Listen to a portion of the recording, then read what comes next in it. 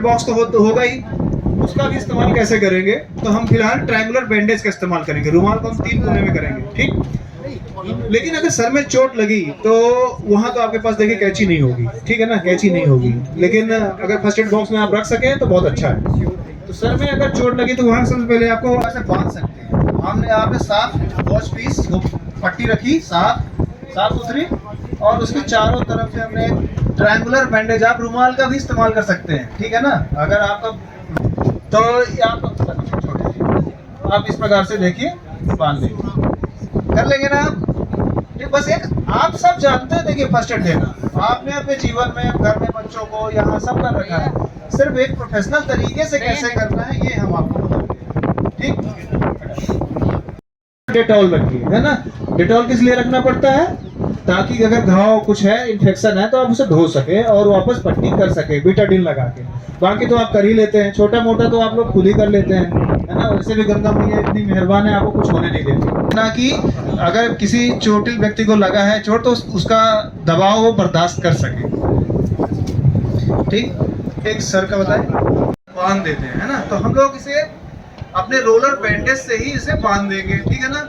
बांधने के बाद इतना बांधेंगे कि जो आपकी धमनी सिराएं खून लेके बाहर आ रही थी उस जगह तक, वहां तक खून ना पहुंचे, है ना। या पहुंचे भी तो बहुत धीमे अवस्था में पहुंचे। जब ये धीरे धीरे पहुंचेगा तो क्या वो खून निकलना बंद हो जाएगा। लेकिन इसको टाइट कैसे करेंगे? पेन लगाएंगे एक, या लकड़ी का कोई टुकड़ा लगा सकते हैं, इस प्रकार से आप टाइट करेंगे, ठीक है ना। और हर 5 मिनट में, बहुत ज्यादा देर तक नहीं। ज्यादा देर तक क्यों नहीं? अगर आपने इसे बहुत देर तक टाइट कर दिया तो होगा क्या कि आगे आपका अंग खून पहुंचा ही नहीं, तो क्या हो जाएगा, आपका अंग सामने वाला खराब हो जाएगा, ठीक है ना। सड़ सकता है ना, उसमें इन्फेक्शन फैल सकता है। इसलिए हम इस चीज का इस्तेमाल करेंगे। इसको हमारी भाषा में टॉर्निकेट बोलते हैं। क्या बोलते हैं? टॉर्निकेट करना, इसे आप रक्तबंध बोलते हैं हिंदी में। ये इस चीज का इस्तेमाल करेंगे। तो मैंने आपको 4 चीजें बताई। पहली डायरेक्ट प्रेशर मतलब दबाव, फिर दूसरा प्रेशर पॉइंट, है ना।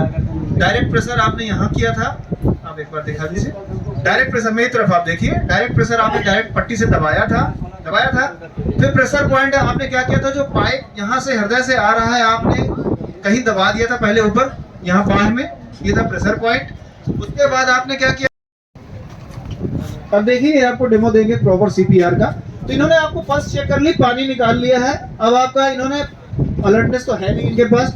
अब आप इनको देखेंगे, सबसे पॉइंट ढूंढना पड़ेगा। पॉइंट ढूंढिए इनका, जहां से सीपीआर आपको देना है। देखिए अब आप देखिए इधर सीपीआर में आपको क्या करना है, सबसे पहले उस जगह को दबाना है। तीसरा कंप्रेशन देखिए, ये देखिए 1 hand, 2 hand, 3 hand, 4 hand, 5 hand, 6 hand, इस प्रकार से आपको काउंट करना है, ठीक है। और कितनी बार करना है, फिर से बोलिए, 30 बार आपको कंप्रेशन देना है और 2 बार वेंटिलेशन। मान लिया आपने 30 बार दे दिया, और तुरंत आपको फेस शील्ड लगाना है। उस पर अगर है अवेलेबल तो, नहीं तो रुमाल होगी आपके पास। नाक को हल्का बंद करके सर को पीछे की तरफ हल्का टिल्ट करके आपको 2 बार सांस देना है, ठीक है। 2 बार सांस देने के बाद आपकी सीपीआर की कार्रवाई पूरी हो जाएगी। ये साइकिल में करते हैं।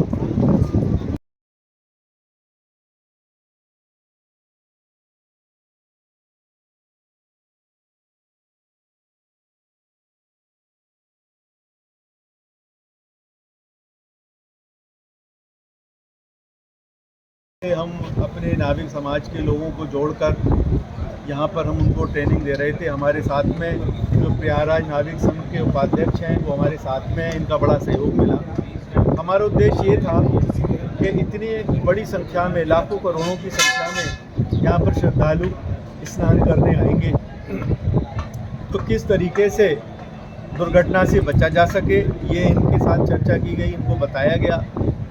और अगर कोई दुर्घटना हो जाती है तो उसमें बिना पैनिक किए हुए किस तरीके से एनडीआरएफ, जल पुलिस और जो अन्य संस्थाएं हैं वो किस तरीके से इनको सहयोग प्रदान करें, इसके बारे में बताया गया। लाइफ जैकेट किस तरीके से उपयोगी है जीवन बचाने के लिए, जो हमारे नावों पर बाहर से आने वाले श्रद्धालु हैं उनके बारे में समझाया गया। और अगर कोई दुर्घटना हो जाती है तो डूबते व्यक्ति को कैसे हम सहारा दें, कैसे उसकी जान बचाएं, और कैसे जो लोकल संसाधन हैं या जो और जो सामग्री यहाँ से प्रशासन के द्वारा या इनकी वोटों पर होती है, जैसे ट्यूब हैं, लाइफ बॉय वगैरह हैं, उनका कैसे उपयोग किया जाए ये यहाँ पर सारा बताया गया।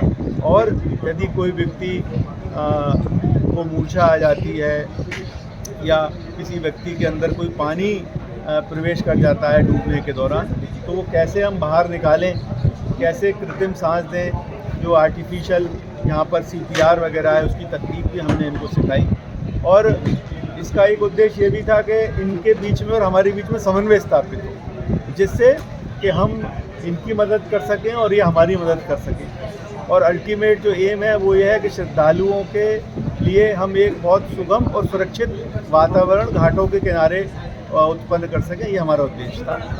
और उसी श्रृंखला में आज ये कार्यक्रम था। आपको बताते हुए प्रसन्नता हो रही है कि हम लगभग टारगेट अचीव करने के आसपास हैं। एक तो ट्रेनिंग प्रोग्राम हमारे और चलेंगे और हम 100% नाविक समाज और जो नाविक हमारे हैं उनको जो हमारा टारगेट है वो पूरा कर पाएंगे।